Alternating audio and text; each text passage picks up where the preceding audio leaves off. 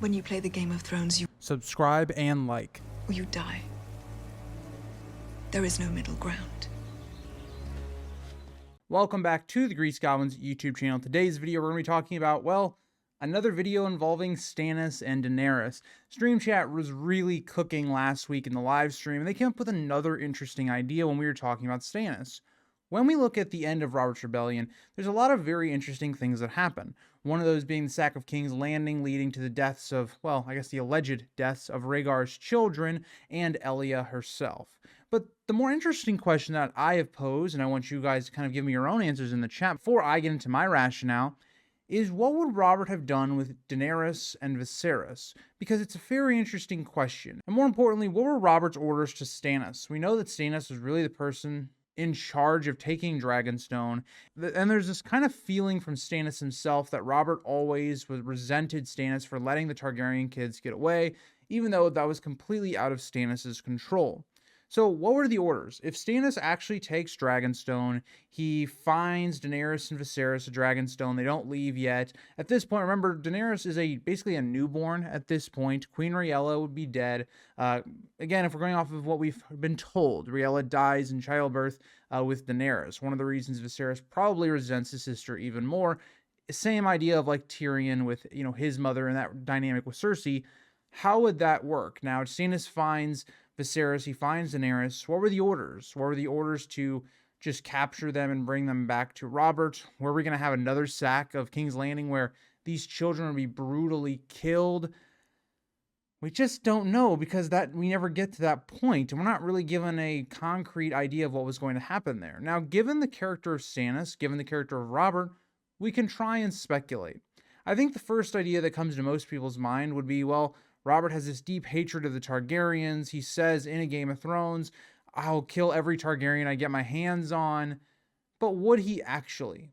It's different here because, in my opinion, the Lannisters did Robert a favor in a way where he didn't have to dirty his hands by getting rid of the heir to the Iron Throne, being Aegon, Rhaegar's child. So in that way, he helped Robert in a lot of ways, and that's why the Lannisters kind of get a pass, because they did a lot of that dirty work for Robert. Now, Robert kind of goes along with it, and he allows it and doesn't punish the Lannisters the way Ned would have liked them to be punished. So the real question would be, what ends up happening here? Does Robert have them killed as well? I don't necessarily believe so. I think it's a very different situation. Robert has complete control over the throne at this point. He could just have them captured and decide what to do with them going forward. But even if Robert wanted them to be killed, would this be carried out? I have a lot of doubts here, because Stannis is somebody, regardless of the way you want to look at him being this cold and, duty-bound person, I don't think he would kill two innocent children just because his brother wanted him to. I think that goes against Stannis' code of honor. Now, you might look at, okay, well, Stannis is willing to kill Edric Storm. Vastly different situation. Stannis is extremely desperate at this point, and he feels like burning Edric Storm is maybe the only place he can go. Here, that's just not the case at all. Stannis takes Dragonstone. Robert's claim of the throne is very strong at this point. The Targaryens have been almost completely broken at this point. The only real faction that's not, under your will is really the Dornish. But at this point, what is Dorne going to do if they're alone? They can try and break away from the Seven Kingdoms, but besides that, really not going to be able to do too much. We even know that Oberyn wanted to put Viserys on the throne, and Doran kind of talked him down from that. There was then a pact that was made for later on. So I think more than likely what would have occurred is Stannis would have captured them. I think that would have been his orders, and they would have brought them back to King's Landing, and that's where we would have kind of decided what they were going to be done with them. I think there would have probably been a small council meeting with people like Jon Arryn, Ned Stark. Again, the timing is a little weird here, depending on when Ned gets back to King's Landing from the Tower of Joy stuff. I likely think that their fate will be saved for when Ned was there, Jon Arryn was there, maybe Hoster Tully as well, Tywin Lannister would be there. A lot of your great lords would be here to kind of deal with what do we do in terms of the Targaryen issue. And you come to an interesting situation, because what we see with Ned Stark happen later on, where he has to take Theon Greyjoy as a ward, could very easily happen here as well. Now, I don't think that both of them would be warded to the same person. I think that either way you want to look at this, Viserys or Daenerys, I think one of them is going to be given to Ned as a ward because one, giving these Targaryen children and putting them in the north takes them out of the public eye. A lot of people would probably forget about them. It's very similar to like Aemon, for instance. He goes to the wall and is all but forgotten about. I think it makes a lot of sense for Robert to instill one of the Targaryen children with Ned, given Robert knows Ned's never going to betray him. And if this Targaryen child is a ward of Ned, there's not really a situation where you would see that Targaryen rising to power in the north, especially.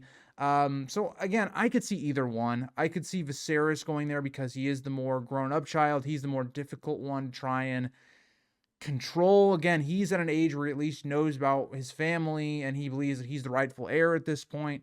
He would be the much more difficult one to control. So maybe you send Viserys with Ned. Again, I think any situation of keeping Viserys at court is a very bad idea. It keeps him in the spotlight. It keeps him in a situation where people could try and make him a Daemon Blackfire. So you got to think of a place where he wouldn't become that. So you're kind of left with, I think, two main candidates if you're not going to, give them both to Ned to ward them both. I think you either send the other one to Tywin or you send the other one to Stannis.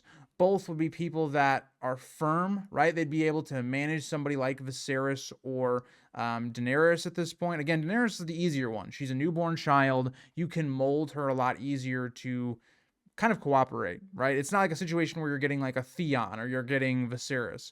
So it's interesting. Now, I really don't like giving a Targaryen to the Lannisters because that then, again, the Lannisters are not the most trustworthy house. And I think people like Ned and also Jon Arryn would probably argue against it. Again, I'd like to think Jon Arryn would, even though he's kind of a sus individual.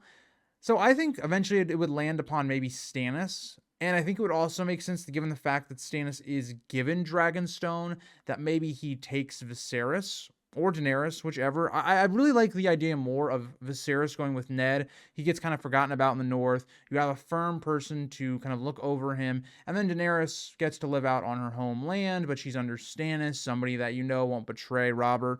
And it's just, I think it makes the most amount of sense overall.